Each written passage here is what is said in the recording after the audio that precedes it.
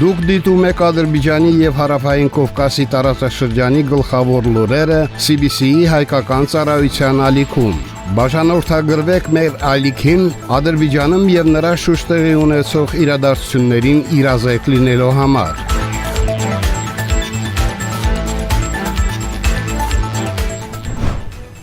Այսօր փետրվարի 23-ն է։ Օրվա կարևոր լուրերը CBC հայկական ծառայության եթերում։ Ադրբեջանի եւ Իրանի կողմից իրականացվող նախագծերը լայն հնարավորություններ կբացեն ողջ տարածաշրջանի համար։ Հայաստանով անցնող երկաթուղային կապը կհանգեցնի փոխշահավետ առևտրի զարգացմանը։ Հայաստանը կարող է կապվել Բաքվի եւ Անկարայի էներգետիկ համակարգերի հետ։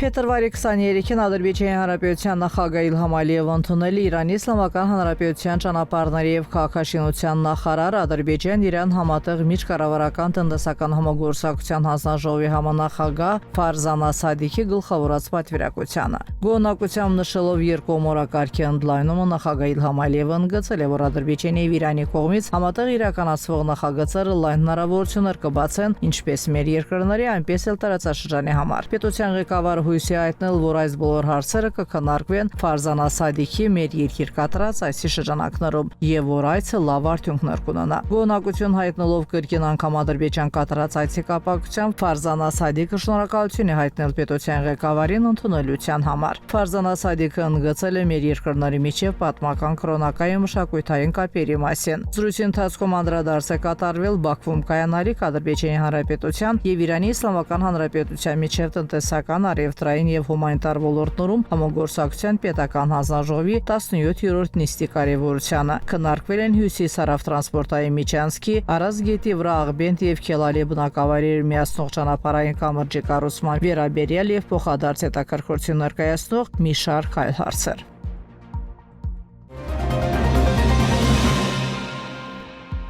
Վրաստանի Բոլնիսի քաղաքում Խոջալիի ողբերգության 34 տարելիցին նվիրված միջոցառում է անցկացվել։ Միջոցառմանը 1 րոպե լռությամբ հարգվել է Խոջալիի անմեղ զոհերի հիշատակը։ Ելույթ ունեցողները ընդգծել են, որ Խոջալիի կոտորածը ցավալի եւ ողբերգական էջ է Ադրբեջանի պատմության մեջ արդարության վերականգնմանը կոչ անելով։ Այս համատեքստում նշվել է նաեւ 44-օրյա հայրենական պատերազմում Ադրբեջանի տարած պատմական հաղթանակի նշանակությունը։ Միջոցառման շրջանակներում կազմակերպվել է նաև Խոջալոյի ցեղասպանության պատմությունը պատկերող լուսանկարների ցուցահանդես։ Իրավունքի եւ ինտեգրման Կովկասյան կենտրոնի տնօրեն Ռեզա Հասանովը նշել է, որ Խոջալոյի իրադարձությունները չեն կարող մոռացվել։ Սա մեր արյան հիշողությունն է։ Մենք չպետք է մոռանանք մեր պատմությունը։ Մենք պետք է այն փոխանցենք ապագա սերունդներին այնպես, ինչպես կա։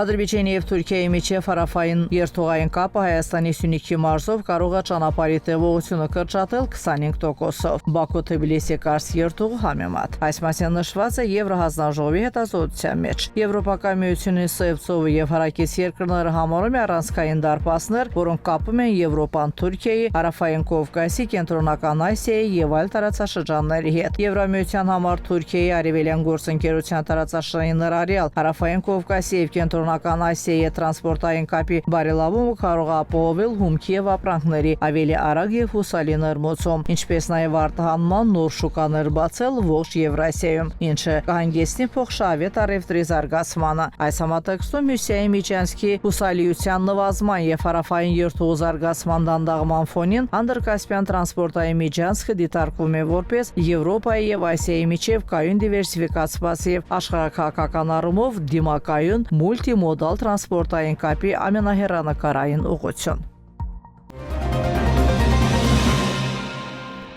Վերջին 2 տարիների ընթացքում Ուկրաինան եւ Ադրբեջանի միջև երկկողմ հարաբերություններում նկատվել է զգալի առաջընթաց քաղաքական, տնտեսական եւ մարդասիրական ոլորտներում։ Այս մասին հայտարարել է Ադրբեջանում Ուկրաինայի դեսպան Յուրի Գուսևը։ Ես կցանկանայի խորը երախտագիտություն հայտնել նրանց, ովքեր ամեն օր աշխատում են Ուկրաինա-ադրբեջանական ռազմավարական գործընկերության ամրապնդման ուղղությամբ։ Դեռ վաղ է եզրակացություններ անել, բայց վերջին 2 տարիների ընթացքում մենք միասին շատ բանի ենք հասել՝ քաղաքական երկխոսության, տնտեսական համագործակցության, մարդասիրական նախաձեռնությունների եւ սոցիալական հարաբերությունների ոլորտում։ Անկեղծ աջակցությունն ու համերաշխությունը հատկապես արժեքավոր են Ուկրաինայի համար այս ամենադժվարին ժամանակահատվածում, ասել է նա։ Դիվանագետը նաև իր ախտագիտությունը հայտնել իր ադրբեջանցի գործընկերներին եւ ուկրաինական հանրությանը երկու ժողովուրդների միջև բարեկամական հարաբերությունների համապնդման գործում ունեցած ներդրման համար։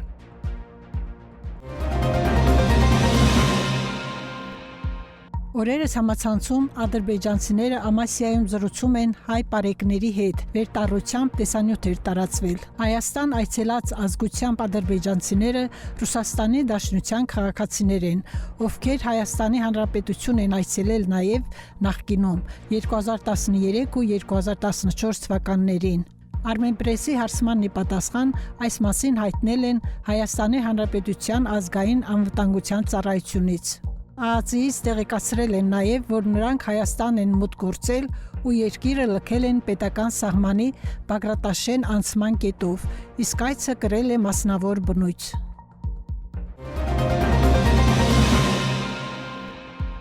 Հայաստանը կարող է կապվել Բաքվի ու Անկարայի էներգետիկ համակարգերի հետ։ Այս մասին հայտարարել է Թուրքիայի էներգետիկայի եւ բնական պաշարների նախարար Արփասլան Բայրակտարը, հայտնում են թուրքական լրատվամիջոցները։ Նրա խոսքով Հայաստանի հետ հարաբերությունների կարգավորման գործընթացը կարող է նաեւ դրական ազդեցություն ունենալ տնտեսական համագործակցության վրա։ Ըստ նախարարի, Անկարան հենց այս տեսանկյունից է աջակցում կարգավորման գործընթացին։ Արփասլան Բայրակտարը ընդգծել է, որ Հայաստանը կարող է դառնալ Ադրբեջանի եւ Թուրքիայի միջև էներգետիկ համագործակցության մաս։ Ըստ էության, կարգավորումը ենթադրում է տնտեսական հարաբերությունների արդիականացում։ Մենք կարող ենք զարգացնել համագործակցությունը էներգետիկ ոլորտում եւ օգտագործել առկա հնարավորությունները։ Հուսով եմ, որ այս գործընթացը կշարունակվի բոլոր կողմերի օգտին, նշել է նախարարը։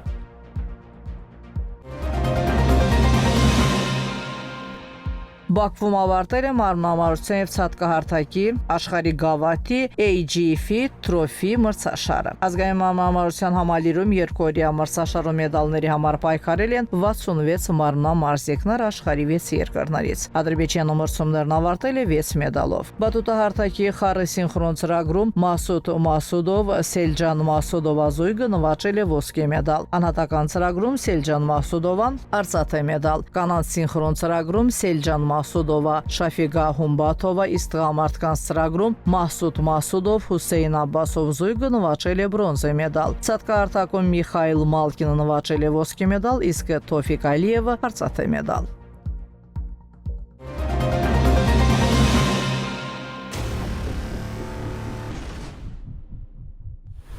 Մեր ալիքի տեղեկատվական գործընկերն է Երևան տեղեկատվական վերլուծական կենտրոնը։ Ադրբեջանցի եւ արտասահմանյան հեղինակների արդի վերլուծական նյութեր, հարցազրույցներ եւ հրապարակումներ, տարածաշրջանի պատմության, այսօրվա իրողությունների, ինչպես նաեւ ազգամիջյան ակամարտությունների պատճառների եւ հետևանքների վերաբերյալ։ Բոլոր այս նյութերին դուք կարող եք ծանոթանալ այցելելով կենտրոնի Երևան.com կայքի Facebook-յան էջը։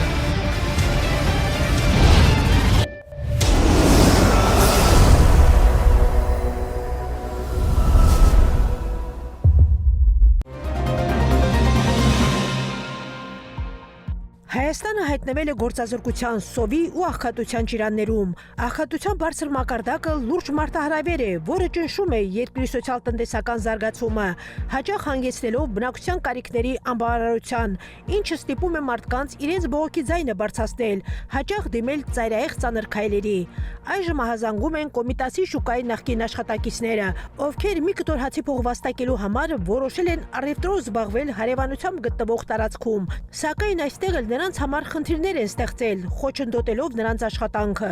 Հերիքա մեծ կերել են։ Ես ինքս փողոց եմ փակել, որ ես Սերժից բրծնեմ, բայց ես այն որ ասում եմ, միջև չի գալի հետինը, չի հիշվում առաջինը, այն որ ավելի խեղդված պահա։ Ըսես չի կարա լինի։ Դուք միայն աշխատատեղերը վերացնում եք, չեք անում։ Լավ, ինչ անենք, մարդում կարելի է այս աստիճանի ամեն րոպե մեր չգիտեմ, մեզ ներվայնացնում են, մեզ չեն թողում, այս վիճակով կանգնել ենք, մեզ չեն թողում մեր ցամաքացի հացը բախտակեն։ Առևտրականները բողոքում են, որ հնարավոր չէ այլևս ապրել նման պայմաններում եւ որ պատկան մարմինները իրենց խնդիրները լուծելու փոխարեն ստիպում են լքել երկիրը։ Այսքան մարդուն հանեցին դուրս, հիմա այս ժողովուրդը ինչ անի, չապրի իրակ չգոյատևի, որտեղ գնանք աշխատենք։ Չի կարելի տենց, մի քիչ մարդկայնորեն կարելի է մոտեցում ցույց տալ։ Ինչ մարդ 12 թվից սկսած Սերժը մեզի կերավ, կրկրեց իր բանկերով, իր տոկոսներով։ Մենք էլ հավատացինք իրան, ասեցինք լավ, միգուցե էսի գա իրոք մեզ էս վարկերից վերացնենք։ Հա լավ, ինչքան կարելի է։ Սա շուկաները փակեցին։ Կարելի է։ Այս ժողովուրդը կոտորվում են արդեն, լավ ինչքան։ Հայ լրագրողները հարցում են անցկացրել նաև Երևանի փողոցներում, բարձելու քաղաքացիների կարծիքը իրենց սոցիալական վիճակի մասին։ Մարդիկ միաձայն բողոքել են իրենց ծանր 8 շվարքյանքից։ Ես 36,000 դրամ թոշակ եմ ստանում, 2 հատ պոնչիկ պետք է առնեմ, մի հատ էլ մարոժնի։ Այդ գումարով ես չեմ կարող ապրեմ։ Որից մեկը չի կարող ապրի։ Թեժ թոշակառուների վիճակը չի լավանա, այդ 5,000, 10,000, 20,000 դրամով եղավ, արդեն խորտակված վիճակում են, մի կերպ գոյություն են պաշտպանում։ Հարցումները ցույց են տալիս, որ երկար տարիներ նախկին իշխանությունների վարած ագրեսիվ ու օկուպացիոն քաղաքականությունը հարազատ ժողովրդի կյանքը վերածել է դժոխքի։ Այսօր, երբ Ադրբեջանն ու Հայաստանը ձգտում են կարգավորել մեր երկրների միջև հարաբերությունները, երբ բացվում են ճանապարհներն ու կոմունիկացիաները, ընդդիմադիր ուժերը հանդես են գալիս թշնամական հայտարարություններով, որոնք ուղղված չեն ոչ Հայաստանի զարգացմանը, ոչ էլ հայ ժողովրդի բարեկեցությանը։ Սակայն չնայած ռևանշիստների սադրանքներին եւ դատարկ սպառնալիքներին, մեր երկրները շարունակում են առաջ շարժվել դեպի երկարատև եւ կայուն խաղաղություն։ Դուք դիտեցիք օրվա գլխավոր լուրերը CBC-ի հայկական ծառայության ալիքում։ Բաժանորդագրվեք մեր ալիքին, հավանեք եւ մեկնաբանեք, որպեսզի մեր լուրերը ավելի շատ մարդ կարողանա դիտել։